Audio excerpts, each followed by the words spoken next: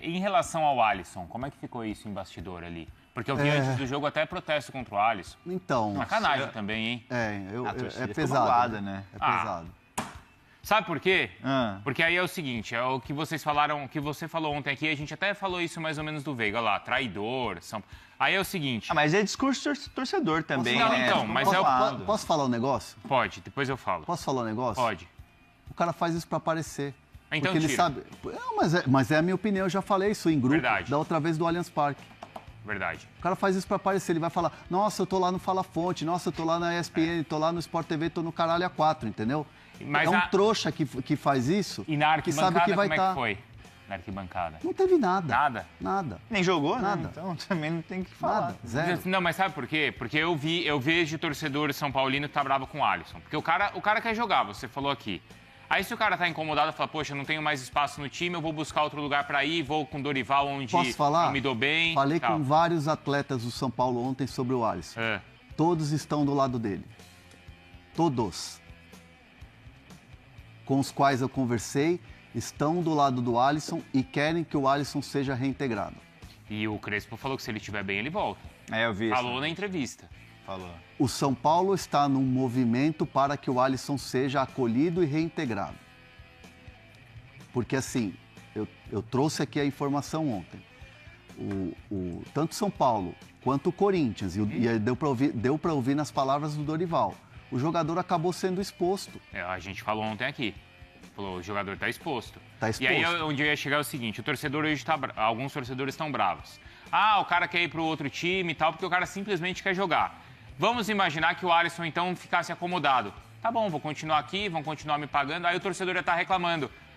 Virou spa. Finge que joga e não sei o quê. Finge que joga, finge que paga. Mas o que pegou no caso do Alisson é que ele iria para um rival. Eu acho que é esse que pegou o ponto. Mas, Felipe... Mas eu não tô questionando, eu falando que o Alisson tá errado. Eu só falei que a torcida tá irritada com ele por ele estar negociando com o rival. Acho que é um pouco de aparecer também, dos caras quererem chamar a atenção, mas o que pegou foi isso. Então, o Alisson tá certo de buscar espaço. Tinha outro time interessado? A gente não sabe, pô. O Bruno... E outra, o Alisson, não é que o Alisson foi trabalhar no Corinthians. O Alisson, me parece que ele foi trabalhar com... queria trabalhar com o Dorival. Talvez o único passo de queimar a largada que ele tenha dado... foi de ter ido no CT. Isso, acho que esse aí pegou. E aí eu conversei com um dirigente do Corinthians, um diretor do Corinthians, sobre essa questão dele ter ido no CT. Havia um comunicado para ele no sábado passado fazer os exames. E aí foi avisado que, a pedido do Osmar Stabile, para segunda-feira ele ir fazer os exames médicos. De sábado passou para segunda. Não vai mais no sábado, Alisson, porque ainda não foi feita a questão financeira do depósito para o São Paulo, então vem na segunda. Ficou acertado na segunda. Na segunda, ainda não estava acertada a questão financeira. E aí o Alisson acabou indo visitar o Dorival. Por quê? Porque era um dia que o time voltou de manhã do jogo do Capivariano. Capivariano não, do... Desculpa, jogou domingo contra Velo quem? Clube. Velo Clube. De Capivari, não é? Capivari? Não, o Velo é de Rio Claro. Rio Claro, desculpa, gente. Desculpa, eu fiz confusão aqui. Voltou de Rio Claro, alguns atletas fizeram regeneração, o CT estava vazio. E aí o Alisson foi lá. Pô, Dorival, vou tomar um café e tal. Não precisava, né? Cara, ele foi lá e talvez não precisasse. Mas tudo bem também. Quem ia imaginar que o Corinthians não ia fazer o Pix? Sendo que o próprio Corinthians já tinha assinado toda a documentação da contratação que já estava certa. Então, assim, todo mundo tem a sua razão nessa história. E o Alisson... Aí vamos buscar pelo em ovo? Talvez o Alisson tenha queimado uma largada ali. Beleza. Só que assim, vamos lá. E ele foi massacrado também, né? Por causa disso. E eu vi muita gente massacrar o cara... por ele ter ido lá no CT. Tem muita gente no chat falando isso. Como é que o cara vai adivinhar? Como é que o cara vai adivinhar? Sendo que estava tudo assinado. Até assinado? E assim, o Corinthians assinou, tá ali. O São Paulo tinha todos os documentos assinados, foi mandado pro Corinthians, o Corinthians tinha assinado a contraproposta de que ia pagar 1 milhão, só não fez o Pix. O que faltou para o Alisson ser jogador do Corinthians foi o depósito na conta do São Paulo, que foi aquela cláusula anticalote, que a gente colocou como cláusula anticalote. Foi isso que faltou para ele jogar no Corinthians.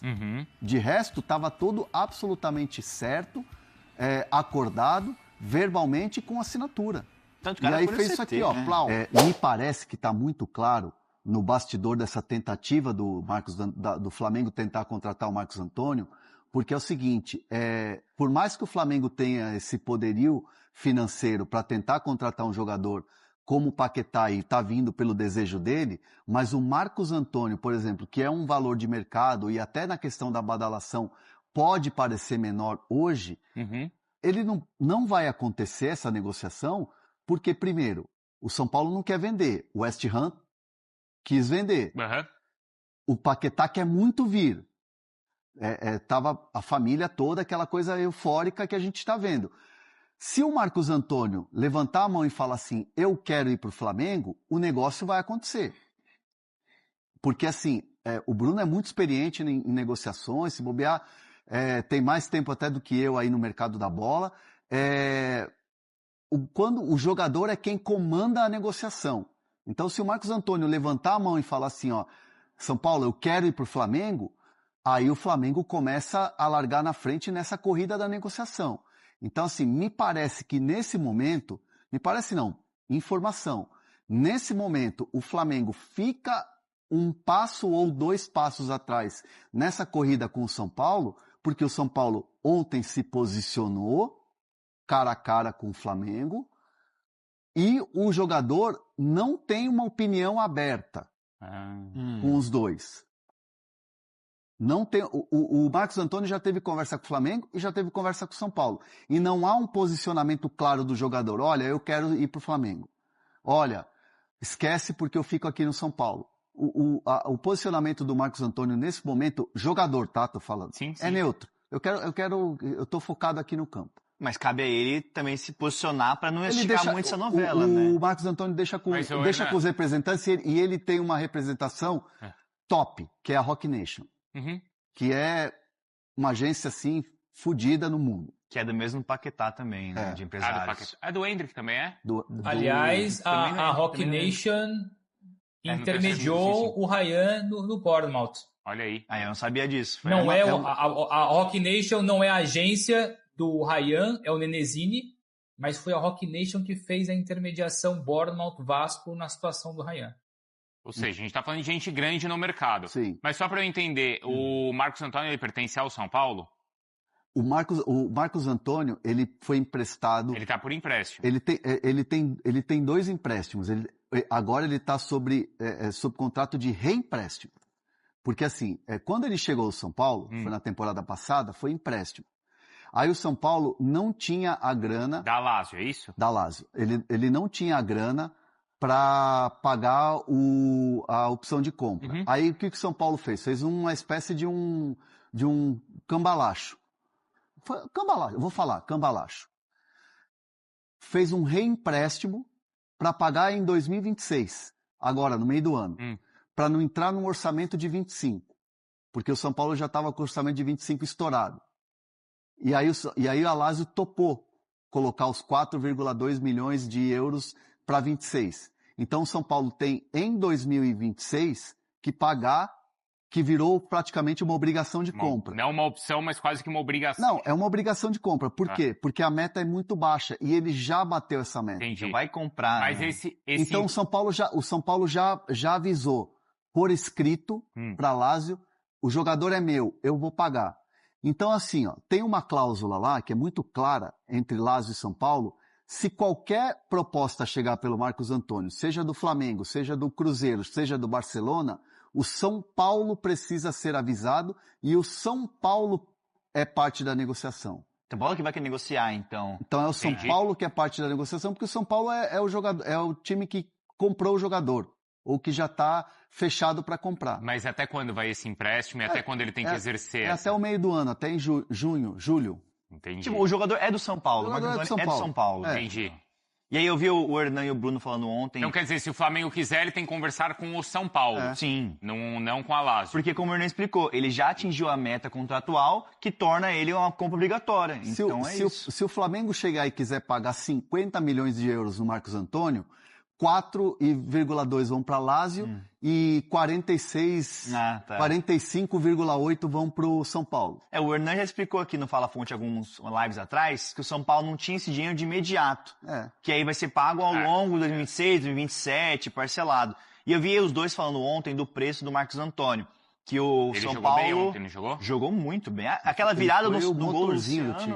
Foi. Ele e o Danielzinho estão encaixando uma dupla de volantes da época do Dorival, que era Pablo Maia e Alisson. E o Enzo tá jogando bem também, voltou a jogar bem? Assim, ó, eu vou classificar o Enzo assim, o Enzo é monstro. Eu acho ele bom, cara. Ele é forte, ele marca, ele vai na frente, ele é raçudo. Ele é raçudo, ele tá voltando de lesão, né? Foi assistência pro Luciano. Depois aí eu conto um pormenorzinho do Marcos Antônio, logo depois do Felipe aí. Não, vamos falar. Ele não foi assistência do Luciano. O Luciano cruza e o Pulgar... O Luciano cruza e o Pulgar falha. Aí tem o gol do Danielzinho. É o gol do Danielzinho. Isso. É que no gol do Luciano, o início da jogada é com Marcos Antônio e o Enzo cruza. Eu acho ele bom lateral, sim. Eles estavam falando dos valores, falando com uma fonte, falou valores acima do Caio Jorge, assim, uma negociação nos moldes de Caio Jorge, como vocês colocaram. 30 milhões de euros que estão falando, do Marcos Antônio. Mas aí menos também, né? O bastidor dessa conversa foi o seguinte, que eu e o Bruno apuramos. O Boto estava num hotel aqui em São Paulo, um hotel 6 estrelas. Opa! É o tipo que você fica, né? Quando você... Com certeza. E aí marcaram uma conversa. Vamos bater um papo, tomar um café e tal. E o Rui Costa foi até lá. E aí eles sentaram e conversaram. E aí pelo que eu pude apurar, o Rui Costa vira pro Boto e fala assim, não temos interesse em negociar o Marcos Antônio. O Marcos Antônio é uma das estrelas do São Paulo, junto com outros jogadores, os principais. O Marcos Antônio está para o São Paulo como o Caio Jorge está para o Cruzeiro, como a Arrascaeta está para o Flamengo, e outros tantos aí dos principais jogadores do futebol brasileiro. No sentido de ser inegociável. Acho que é isso. No sentido de importância dentro de campo, no sentido de inegociáveis, como esses atletas, e principal, valor de mercado. Eu vi muita gente falando que não é o 0-1, tá? Mas porque assim, você cria uma competição interna dentro do teu grupo que é desnecessária. Mas ele é um dos principais dentro do elenco do São Paulo. Mas ele não vale tudo isso? 30 milhões? 30 milhões de euros. Deixa eu ver aqui. Mas você pensa que ele é...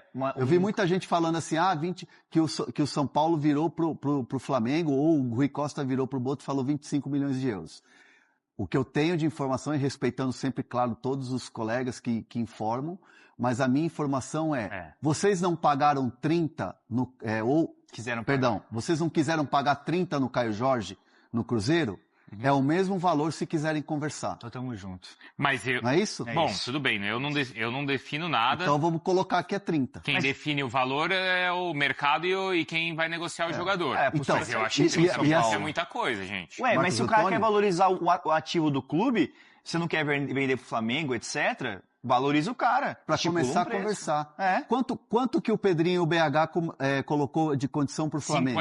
50. Você acha que o Caio Jorge para vale? começar a conversar. Não, o Caio Jorge não vale necessariamente. Não vale os 50. A tua cobertura lá em Perdizes vale 4 milhões. Sim. Você vai colocar 5 milhões para começar a conversar. Puta, é isso. No Transfer Market, que não é... É uma referência. Tá. Posso falar que é só uma referência? Sim. O valor dele tá avaliado em 9 milhões. Mas aí eu... Todo respeito ao Transfer Market, sabe nada. Eu tô brincando. Mas tá bom. Tá, então, ó, como referência. Olha, por exemplo, o valor de mercado do Paquetá no Transfer Market. Ó, no Transfer Market, o valor de mercado do Caio Jorge estava 22 milhões de euros. 30. Quanto é do Paquetá, Bruno? Gente, o Transfer Market, se eu não me engano, colocava o Paquetá em 30 e o Flamengo pagou 42. O Transfer Market nada mais é do que uma pequena base, mas não é um número totalmente fiável, porque o Vicari matou a questão. O valor de mercado quem dá é o clube que vai vender e o clube que vai comprar. O Transfer Market é uma questão mais de números em relação ao número de jogos. Ele pega a idade do jogador, se rodou mais, se rodou menos. O meio-campo vale mais do que o zagueiro, só que o atacante vale mais que o meio-campo. Então é uma questão muito mais de números. Então, vale o que vale, uma expressão muito portuguesa, mas entendo perfeitamente o São Paulo, até porque o Marcos Antônio é dos principais jogadores, colocar ali o valor estilo Caio Jorge ou estilo Gerson, que seja. Isso que eu ia citar. E aí, essa é a boa referência. O Gerson não foi comprado por 30 milhões de euros? Sim. O Marcos Antônio é o mesmo valor do Gerson? 35 o Gerson? Não, acho que foi 30. Foi 27 com bônus. Mas o Marcos Antônio tem o Gerson foi 27 mais 3. Então, é valor de mercado do Gerson? Só que o Marcos Antônio tem 25, o Gerson tem 28. Isso. O Marcos Antônio deu certo no Shakhtar e fez sucesso relativo na Lazio. O Gerson, no futebol europeu, não teve vida longa. O sucesso do Gerson foi no Flamengo. Por isso que é muito subjetivo também, gente. Não dá para comprar 100% o valor do Transfer Market. É muito o valor daquilo que o Flamengo está disposto a pagar, daquilo que o São Paulo está disposto a pagar, entre outras situações. No Marseille, eu acho que também o Gerson teve um bom momento. Teve um bom momento. O Gerson era titular da seleção brasileira. Posso dar só um pormenor aí Pode. Um pormenor do Marcos Antônio? A gente fala frequentemente, né, que o Boto morre de amores pelo Marcos Antônio desde os tempos de Shakhtar. Essa é uma verdade absoluta de fato, mas esse amor, esse namoro, esse desejo, essa admiração pelo Marcos Antônio acontece ainda antes. Quando o Boto era diretor de scouting do Benfica, ele já num processo de saída do Benfica para o Shakhtar, tentou trazer para o Benfica o Marcos Antônio. Quem não se lembra, o Marcos Antônio teve um imbróglio com o Atlético Paranaense, saiu livre e veio para Portugal primeiro para o Estoril e para a equipe sub-23 do Estoril, nem foi para o time profissional. Por muito pouco o Boto não consegue levá-lo para o Benfica, mas ficou ali aquele cheirinho, aquela vontade, aquele desejo de trabalhar com o Marcos Antônio, tanto é que o levou depois para o Shakhtar. Então, evidentemente que o Paquetá é a pedra fundamental desse novo Flamengo, mas o Marcos Antônio mexe com o emocional do Boto, não é de hoje, por isso essa insistência, né? Mesmo com o São Paulo falando que não, colocando 30, 25, 35, que seja, milhões de euros de avaliação para o Marcos Antônio, o Flamengo não desiste porque o Boto não desiste. E não desiste tanto que convenceu o Felipe Luiz. Felipe Luiz gosta do jogador? Gosta. Mas quem é mais favorável, o principal adepto dessa contratação e que mexeu com todo mundo no interior do Flamengo, chama-se José Boto. E assim, internamente, essa é uma informação legal, que ontem eu escutei de uma pessoa que está participando muito dessa reconstrução da direção do São Paulo de futebol. Internamente, nessa questão do Marcos Antônio, há uma pessoa que vai ser chave para essa permanência, vamos dizer assim, vou usar a permanência do Marcos Antônio, que é o Rafinha. Uhum. Porque é o seguinte, ontem eu ouvi dessa pessoa o seguinte, dessa fonte, o Marcos Antônio, ele é um meio-campista muito bom. O Marcos Antônio vai disputar a posição no meio-campo, ele pode até ser titular e ganhar uma posição no Flamengo, porque ele é muito bom jogador. Muito bom jogador. No Flamengo ele jogaria no lugar de quem? Ele poderia jogar ele poderia jogar no lugar do Saul, assim, posição do Saul? Então, o meio-campo, vamos pensar no meio-campo do Flamengo. Pulgar, Jorginho, Arrascaeta e Paquetá. Esse vai ser o meio-campo do Flamengo. Pode ser. E aí, onde ele entra? No lugar do Jorginho? Ele pode disputar vaga no lugar do Jorginho. Ele não vai ser o primeiro volante. Ele não é primeiro volante. Ele marca, beleza, ele marca. Mas não é a ele posição do Paquetá? O Paquetá é terceiro homem de meio campo? Ele é mais um camisa 10 às vezes, não. Né? 8, 10. 8, mais 8. Então, o meio-campo, estamos todo mundo aqui de ok que o meio-campo do Flamengo vai ser Pulgar, Jorginho, Arrascaeta e Paquetá, Paquetá e Arrascaeta. Sim. E o Carrascal? Carrascal dança, Mas né? o Carrascal ele vira um duplo de ataque. Ele pode jogar mais adiantado. De ataque do Pedro. Um Pedro, Pedro Pode Carrascal? Ser. Pode ser. Pô, ele jogou bem ontem, né? Ele é um cara muito diferente. diferente. E o chapéu que ele deu na Arboleda? Sim. Parecia coisa de... Parecia coisa de futsal, sabe o futsal? Sim. O Plata tá meio apagado ontem. Então, depois ele ligou. O Cebolinha fez um primeiro tempo muito bom. Pelo lado esquerdo, é verdade. Mas vamos voltar à informação, que é uma informação importante. A fonte me disse o seguinte, ele pode até ser titular do Flamengo, mas ele vai chegar brigando para ser titular. Ele vai começar do zero. Beleza, ele vai brigar por todos os títulos, ele vai ter uma estabilidade, ele vai estar num clube organizado, ele vai estar num clube que tem estrutura, ele vai estar num clube top do top Sul-América, um clube europeu, que é hoje o Flamengo. Salário alto, salário em dia, papapá. O Rafinha é um cara que está chegando para organizar o São Paulo. Uhum. É um cara que sabe falar com o jogador, é um cara que sabe o vestiário. O Rafinha pode ser um jogador importante para convencer o Marcos Antônio e falar assim, ó, aqui a casa está se organizando, aqui você é um dos pilares do time, aqui o São Paulo vai se organizar, não vai ter mais atraso salarial, os caras estão correndo, está se organizando, e o São Paulo, com o time que tem competitivo, porque assim, dentro do São Paulo todo mundo pensa, o São Paulo está desorganizado, o São Paulo é só notícia ruim, é guerra política, mas o elenco do São Paulo, o time do São Paulo é um time que não vem de derrota. É um time que briga, é um time que luta. É verdade. Perde para Portuguesa, perde do jeito que às vezes tem umas derrotas bizarras, mas é um time que luta até o final. Principalmente essas figuras tipo o Luciano, o Caleri. Contra o Palmeiras, beleza, foi uma derrota, você fala assim, cara, o Palmeiras fez o resultado e tal, mas até o último minuto estava enchendo o saco lá do Carlos Miguel atacando. Tava mesmo. Então, assim, não é um time que se rende, é um time que luta. Então, assim, o Rafinha pode ser uma figura para tentar convencer o Marcos Antônio a ficar no São Paulo. A vitória de ontem, você acha que já, pelo que você sentiu eu não sei se o Bruno tem mais o Marcos Antônio, mas a gente segue nessa conversa, tá, Bruno? Mas só sobre o Rafinha que você falou. Você acha que já teve algum impacto ali no ambiente? O que você sentiu? Um impacto positivo, sem dúvida nenhuma. Já teve? Virou uma chave. Ele tava lá ontem? Quem? O Rafinha? Tava, eu encontrei o Rafinha ontem. Boa. E até vou cometer uma inconfidência aqui. O Rafinha virou para mim e falou assim, ele falou assim, cara, suei que nem jogador. Caramba, é difícil, viu? A vontade de estar lá dentro. E eu não posso, é desesperador.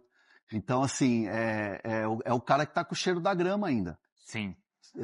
Com essa vontade. Ele sente o cheiro da grama. Então, é do vestiário para a tribuna. Então, é difícil o cara fazer. Muda muito, né? Então, ele vai do vestiário, ao invés de ele subir a escadaria, ele tem que subir a escadaria para ir para a tribuna. Outro lado. É difícil. Mas falam que ele já está sendo... Falam não, isso eu ouvi de pessoas que ele já está sendo ativo nos bastidores, né? Não, muito. Conversando com atletas, claro. Essa figura como o Hernan falou, do cheiro do campo que ele sabe, vai mudar muito o vestiário de São Paulo. Ô Bruno, olha, o Júnior dos Santos e o Pedro Henrique, eles estão lembrando algo aqui que eu quero saber se tem algum impacto no mercado nas negociações, que é o seguinte: o BAP deu aquela palestra, expôs os números, valorizando, claro, a administração dele e mostrando todo o poder financeiro que o Flamengo tem. E eles estão falando que agora é isso, agora quem for negociar com o jogador do Flamengo vai pedir lá no alto. Você acha que nesse sentido tem impacto? Totalmente.